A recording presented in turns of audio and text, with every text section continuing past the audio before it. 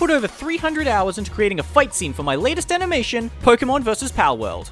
In the last video, I went through my process of creating this shot of Anubis and Lucario fighting with stage hazards on so they do a little spin. After the characters were colored, I started working on the background. I used a sky background that I made and tiled and rotated them to give them an effect that makes it feel like the background is spinning as if it were in a sphere. Next up, I did the mountains. I made a short animation of some mountains, some close and some further away, that move past the camera at different speeds to simulate depth.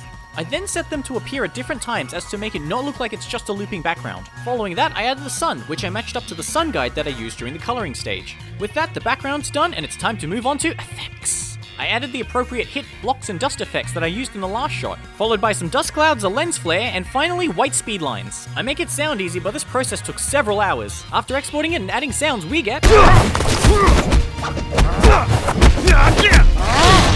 If you want to watch the full fight, click on the related video or go to the link in my bio, and don't forget to like and subscribe.